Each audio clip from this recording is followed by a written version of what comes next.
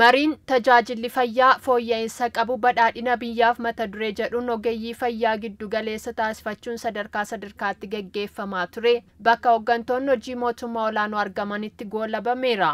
Goolaba marichaattis hojiileen misoomaa gama hundaan hojjetaman kan jajjabeeffaman ta'uu hirmaattonni marichaa kaasanii fayyadamummaa diinagdeef hawaasummaa ogeeyyii fayyaa fi kenna tajaajila fayyaa fooyyessuu wajjin wal qabatee gaaffilee deebii argachuu qabu jedhanis dhiheessaniiru. በቅርብ ዓመታት ያየናቸው ለውጦች በአካል በተግባር የሚታዩ ዝም ብሎ በወሬ ብቻ ሳይሆን ጅጅረምኒ ወጎተ ሙራሰ keessatti argine gochaan kan mul'atan malee afaaniin qofa kan dubbatamu miti. Hoggansa olaanaa irraa eegalee hanga aanaatti sa'aatii 24 hojjechuun jijjiirama qabatamaa fiduun akka danda'amu arguu kootiin bulchiinsa magaalichaa galateeffachuun barbaada.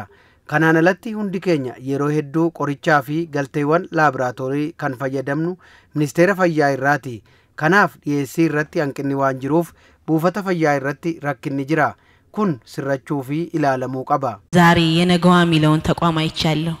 እነዛ ተስፋ የቆረጡ እናቶች መንገድ ላይ የወደቁ ሴቶች haadha giddu gala yenegewaa jedhu argeera.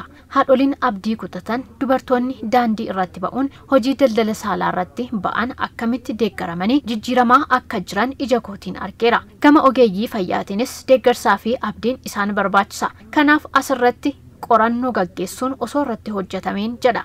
በአይን የሚታዩ ትልልቅ ነገሮችን ሁላችንም አይተን አመስግነን አልፈናል።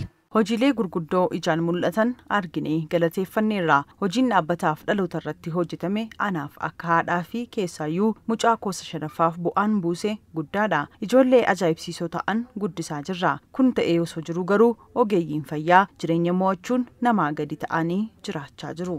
Saganticha irratti argamuun gaaffileen ogeeyyiin fayyaa dhiheessan sirrii fi fudhatama kan qabu ta'uu kan himan kantiibaan magaalaa Finfinnee Aadde Adaanach Abeebee ogeeyyiin fayyaa dirqama ogummaa isaanii kabajuun gaaffii isaanii sirnaan dhiyeeffachaa jiraachuu isaaniif galateeffataniiru. እውነቱን ለመናገር ከውስጥም ከውጪም የእናንተን ጥያቄዎችና ቅሬታዎች መነሻ በማድረግ ከፍተኛ ጫና ሲደረግባችሁ dhugaa dubbachuuf gaaffii keessan ka'umsa taasifachuun alaa fi keessan dhiibbaa olaanaa yeroo isin irratti taasifamu sirna ogummaa keessan eegdanii waadaa uummataaf seentan yaaddanii tajaajila keessan osoo adda hin kutin tajaajilaa waan turtaniif maqaa jiraattotaa fi bulchiinsa magaalaan maqaa kootiin kabaja isiniif qabu ibsuun barbaada.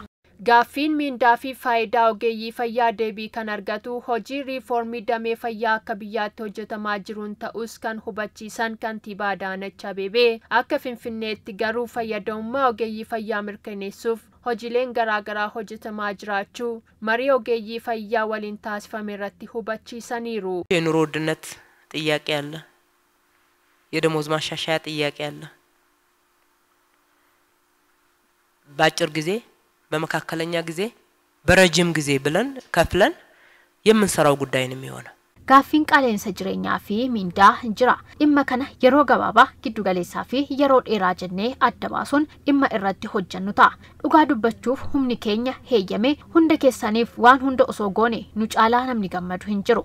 Kaffaltiin isiniif kaffalamu hojii keessan ni madaalaa yoo jedhame ogummaan keessan birriin kan madaalamu miti. Ogummaa lubbuu baraaruu namaaf yaaduu namaaf gadduu eenyummaa sirrii kan gaafatudha. Gaaffii miindaa fi faayidaa yeroo tokkotti deebisuun danda'amu baatus qorannoon akka biyyaatti gaggeeffamaa jira. Hanga kanaatti garuu akka bulchiinsa magaalaa Finfinneetti callisnee hin teenye.